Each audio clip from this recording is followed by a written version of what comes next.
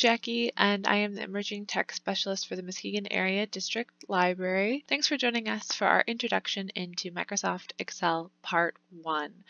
This is really going to be an introductory course for people who do not have a lot of experience with Microsoft Excel. We're going to start with a lot of the basics. We're going to go over a lot of the basic tools, basic formulas, and how you can make Microsoft Excel work for you. I'm going to be using 2019 Microsoft Excel. It'll be very similar in appearance to 2016 and Office 365, but it'll look a little bit different when compared to Microsoft Excel 2013. However, feel free to follow along with us regardless of the version of Microsoft Excel you have. If you have any questions, if I do something that looks unfamiliar to the version you have, or you cannot find the tools that I'm talking about, feel free to drop us a question in the comments. Let's get started. So Microsoft Excel is a spreadsheet program that allows you to store, organize, and analyze information. And the first step is going to be going ahead and opening it up. If you navigate to the bottom of your screen, you'll find your search bar. Go ahead, click in there, type in Microsoft Excel. We should see it open up right there. When you click on it, you are going to see a screen that looks a lot like this. If you've never used Microsoft Excel, you might not have this recent file on the side, but you should be seeing a screen that looks very similar to this. It's going to give you your pre-formatted template options. There are some tours in the newer versions. Those are really good if you want to get into something specific. They also have some templates for you, calendars, monthly budgets. These have formulas pre-written into them. So that's really handy if you just want to dive right in and input your information without having to worry about building anything. But we are going to be learning about the tools and building it for ourselves. So the first thing we're going to do is we're going to click on Open a Blank Workbook. Okay, so this is what Microsoft Excel looks like once you are open in a blank workbook. Up at the top, you're going to notice these little tabs. This is called your menu ribbon. Each menu ribbon is broken up into a series of command groups. So right now we are in the Home menu ribbon, which is a very good place to be. And command groups under Home are Clipboard, Font, Alignment, Number, Styles, Cells, and Editing.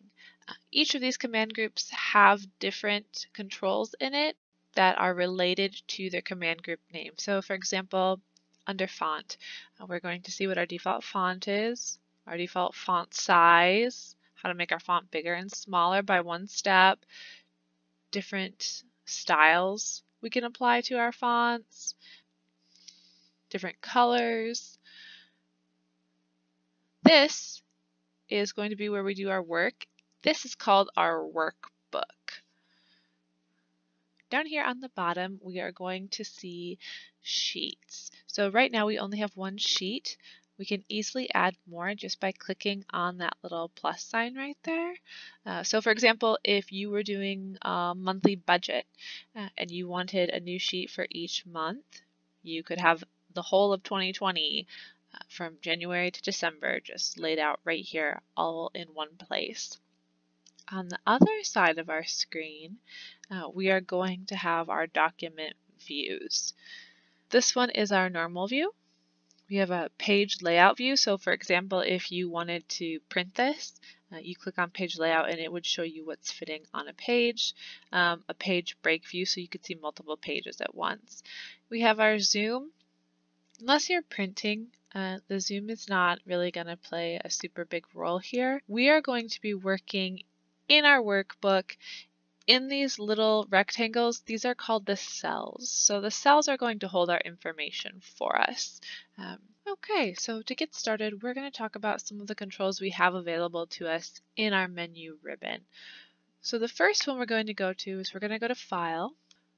Clicking on File actually takes us to an entirely new page. To get back to where we were, very easy, we're going to go up. We're going to click on this little back arrow on the upper left-hand side. That will take us back to the last tab we were just in, which in my case is the Home tab. Okay, so going back to the File tab, we're going to look at the tools here.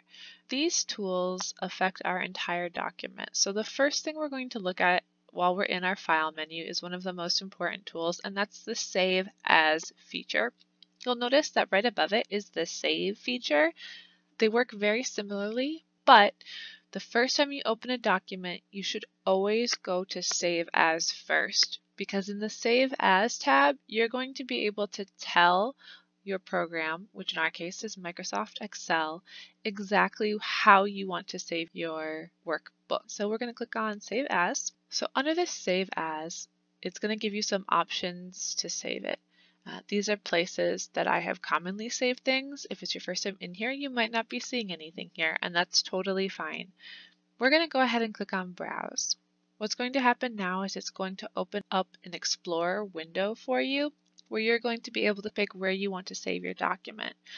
By default, Microsoft Excel is going to direct you to the Documents folder, and that's a perfectly fine place to save your document if you're working on a personal computer. However, if you're working on a public device, I highly recommend saving it to someplace that you're going to have easy access to.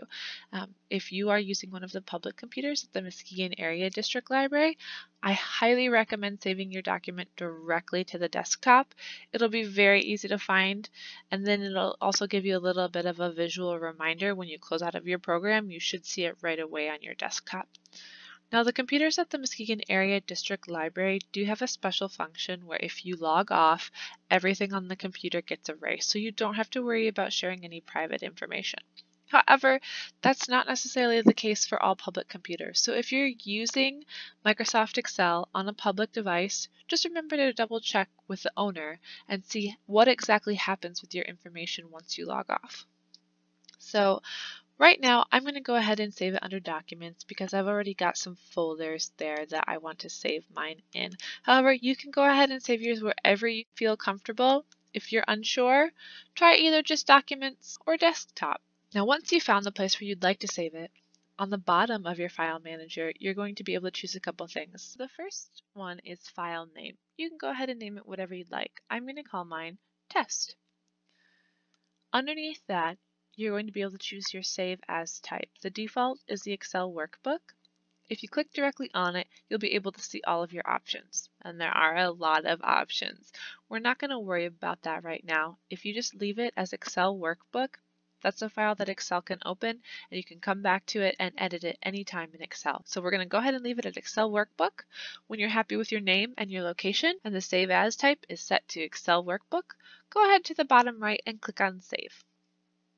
Okay, now you'll notice it took us back to the last tab we were in, which in my case is the Home tab.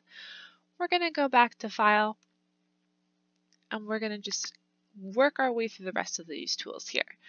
Now we've done Save As. From now on, whenever we want to save our document, all we have to do is go to Save. We already told Microsoft Excel where we want our file saved and what we want it called and what kind of file we want it saved as. So now it will remember all of that information and it will continue to update that specific file.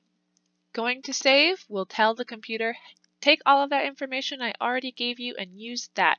Don't ask me again. If you want to change where your file is saved, what your file is called, or what you're saving it as, go to Save As and create a new document to save your file.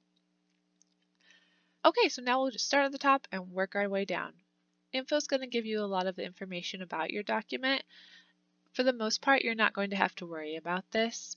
If you have some secure work that you're working on, you can always add a password with the Protect Workbook option. We're not going to do that today. New lets you open a new workbook. Open lets you open a pre-existing workbook. We've talked about Save and Save As. You can save it as a PDF. The reason you would be interested in saving as a PDF is a file that you can open across any device, regardless of whether it's an Apple device, a Windows device, a cell phone, a tablet, a desktop computer. They can all read PDFs. So if you're interested in creating something you want to share with multiple people, I would definitely recommend checking that out. But for now, we're not going to worry about it. If we come down to Print and choose Print, this is where you go if you're interested in printing. Now, a lot of us don't necessarily have printers at home, so we're not going to worry about that today, but you'll notice we didn't find anything to print. That is because we haven't actually told Excel what areas we're interested in printing. Because Excel is essentially an endless sheet of cells, it doesn't have a set page to print. So that's what we talked about a little bit earlier, where we need to actually tell it what to print. We're not going to worry about share, export, and publish today. Those are a little bit more complicated, and for the most part, we're not going to be worried about them until you get a little bit more in depth into Excel. Close shuts down your whole program. Okay, so that's everybody. The most important ones we're going to worry about today are save and save as. As long as you remember to do those two, you should be all set. Now we're going to go ahead and go back to our workbook by clicking on the arrow in the upper left-hand corner. Okay, and that brought us back to our Home tab. Now, most of the time, you are going to find that the tools you are interested in using are in the Home tab. So if you ever can't find what you're looking for, check your menu ribbon, make sure you're in the Home tab. A great way to really get started exploring all of the tools that Excel offers you is to create a spreadsheet that mimics a checkbook. We're going to add some basic formulas that'll keep track of our deposits and withdrawal amounts and will calculate totals for us. So this gives us a good chance to practice the customization options and some basic formula editing. The first step we're going to do is we're going to choose what information you actually want to keep track of. We're going to create a column for each item. So starting in cell A1, go ahead and click and you'll notice a green box around it. We are going to move across this row. So we're going to say in row 1, that's that row. We're going to enter a title for all of our columns. Some examples might be date, payment forms, descriptions, withdrawals, deposits, balance, categories, whatever you would like to keep track of in our theoretical checkbook. So I'm going to go ahead and put in some information here. Okay, once you're happy with your column titles, we're going to talk about some options here. Now you'll notice I added duplicates of one, and that's just to give you an example. If you make a mistake really early on, for example, I've got a balance here and a balance here, you could theoretically have 8 more columns here, and in order to delete one, you'd have to move everything else. That's really a waste of time. It takes a lot of work. So what you would do if you make an error and you decide, ooh, I really don't like this, I don't want that to be there. We're going to click on the cell that we don't want, and then in our Home menu ribbon, we're going to navigate down to the Cells command group, and you'll notice that one of them is delete. We can delete cells, rows, columns, or entire sheets from our workbook. So we're going to click on the little down arrow. That will open up the options for us. You know what, I don't want to have to move everything I have past G, so I'm going to delete that whole column, and that should move everything after it up one cell. So I'm going to click down to delete sheet columns. There it is. I got rid of my extra balance. Now it's not as noticeable here because I didn't have a lot more information, but if you had a whole column of information that you wanted to get rid of, or a whole row of information you wanted to move up, that's just an easy step where you can get rid of all of your information in one go, and it will move everything over for you. Now another issue you might be seeing, some of these names don't actually fit in their cell. Now you can resize your cells if you'd like to. If you move your cursor on any of the lines up at the top that divide your names, you'll notice it switches to this line with an arrow pointing to the left and an arrow pointing to the right. You can click, don't let go, click and drag, and you can resize your columns. You can also do this with your rows if you wanted a row that was a little bit bigger. You would just move your cursor until you see a line going up and down, and then you can resize that as well. Now, there's also a bit of a shortcut that will make it the perfect length. If you move your cursor so that it is hovering right on that line so that you see the thick bar with arrows pointing in 2 directions, and just really quick double click. It will automatically resize that row or column so that it fits perfectly. So I'm just going to go through and do that for all of mine really quick. Okay, so that has resized everything so that I have exactly the right amount, and I just noticed that that is spelled not even close to correct. Okay, that's a little bit better. So now all of these categories fit just perfectly. Now, we haven't added any more information yet. I'm probably going to need a lot more space under my date, but for now, we have the titles of our columns in, and that's good to be starting with. Now, if you've ever looked at a chart before, you've probably noticed that the headers or the titles generally look a little bit different than the rest of the table, just to make it stand out a little bit more. So we are going to work on making all of our titles a little bit special. To do that, clicking on the row number, which in my case is 1, selects the entire row. Now this will go on until the end of the sheet. We're worried about our information. So what we're going to do is we're going to collect that selected. I would like to change my font. In our font command group, style, clicking on that little down arrow will give you a lot more choices. I prefer Arial. Generally, especially if you're looking at something that you'd like to print, generally size 12 font is the minimum size you want. So you can go in and choose 12 for your minimum size font. However, because this is our title, I'm going to go in and make my font a little bit bigger. So I'm going to choose 16. I'm going to make it, oh, that's really big. Yeah, I might make it a little bit smaller. How about 14? That's pretty good. Okay. We're also going to work on making the background a different color. So in our font command group, underneath the font style and size, there's this paint bucket with a color underneath it. If you click on the little down arrow next to that, that will show you all of the colors you can choose from. You can choose standard colors, you can choose theme colors. You can also click on the More Colors tab at the bottom, and that will open up the color wheel for you, and you can really go in and customize it and make it whatever you'd like. So go ahead and pick a color. You can always come back and change it if you don't like it. Maybe you'll think of something better that you'd like a little bit later, and that's totally fine. We're just going to get something going so it stands out a little bit.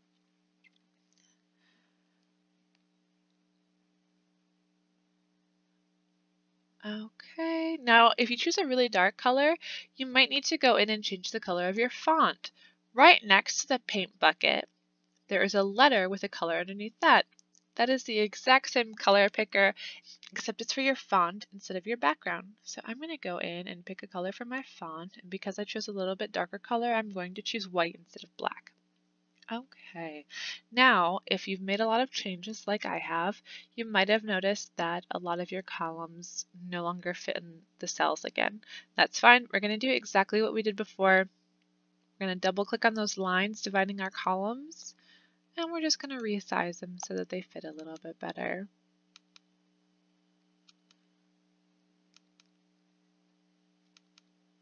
Fantastic.